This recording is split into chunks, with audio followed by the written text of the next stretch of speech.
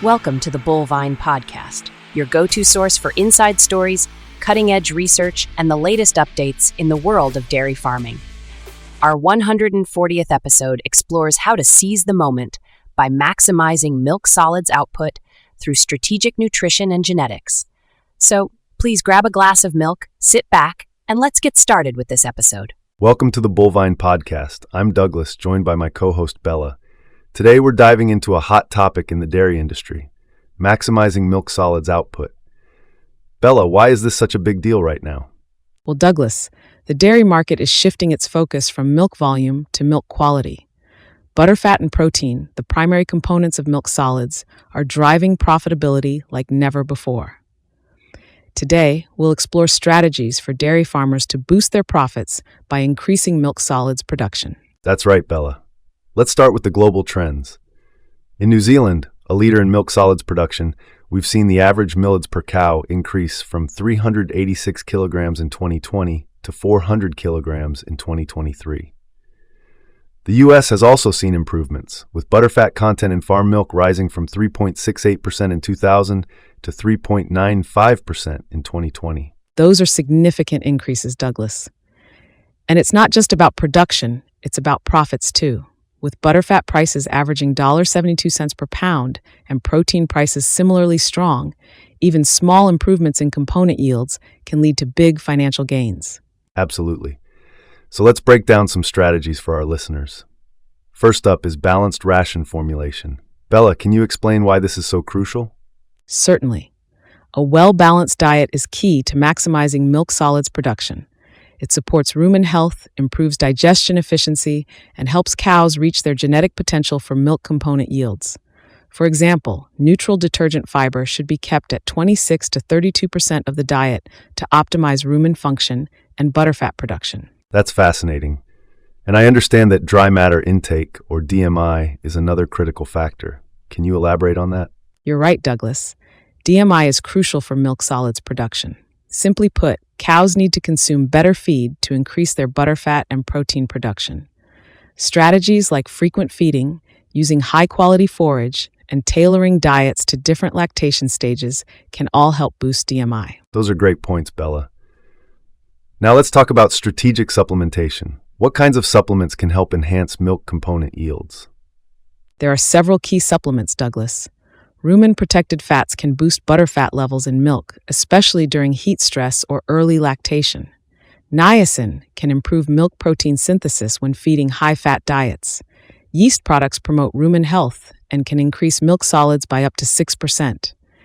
And chelated minerals support overall health and milk production. Interesting. Now, for our listeners with pasture-based systems, what about grazing management? Effective grazing management is crucial for maximizing nutrient intake and improving milk solids output in pasture-based systems. Some best practices include maintaining pre-grazing yields of around 1,600 kilogram DM per ha, using balanced fertilization, implementing rotational grazing, and considering mixed pastures with legumes like clover. That's great information, Bella. Now let's shift gears a bit and talk about genetics. How important is genetic selection in producing high-quality milk solids? Genetics play a huge role, Douglas. Up to 50% of a cow's potential for producing high butterfat and protein levels is determined by her genetics. Farmers should select bulls with strong genetic potential for fat and protein production. Consider crossbreeding with breeds known for high milk solids, and use genomic testing to identify the best-performing cows in their herds. Fascinating. Now, we can't ignore the role of technology in modern dairy farming. What kind of precision feeding technologies are available to help farmers optimize their milk solids production? There are several exciting technologies out there, Douglas. Total mixed ration systems ensure consistent nutrient delivery. Automated feeding systems monitor individual cow intake and adjust rations accordingly. And milk component analyzers provide real-time data on butterfat and protein levels, allowing farmers to quickly adjust their feeding strategies. That's impressive. Now let's talk numbers. What kind of impact can focusing on milk solids have on a farm's profitability? The impact can be substantial, Douglas. For example, raising the daily average butterfat by just 1.50 kilograms per animal can add nearly $7,900 monthly income for a 100-cow herd. Butterfat content above 4.1% often ensures higher payouts under most pricing systems. And with the growing global demand for high-component dairy products like cheese, optimizing milk solids has never been more critical for farm profitability. Those are compelling numbers, Bella. As we wrap up, what would you say are the key takeaways for our listeners? The main takeaway, Douglas, is that focusing on milk solids is not just about enhancing quality, it's about boosting profits.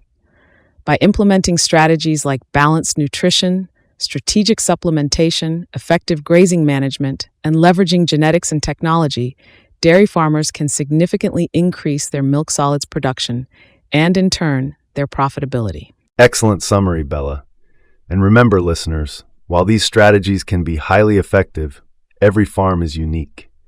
It's important to consider your specific situation, including local market demands and resources, when implementing these approaches. Absolutely, Douglas. And don't hesitate to seek expert advice from nutritionists, veterinarians, and dairy consultants to help tailor these strategies to your specific needs. Great point, Bella.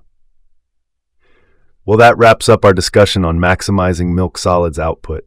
Thanks for tuning in to the Bovine Podcast. Until next time, keep innovating and pushing the boundaries of what's possible in dairy farming. Thank you for tuning in to the Bovine Podcast.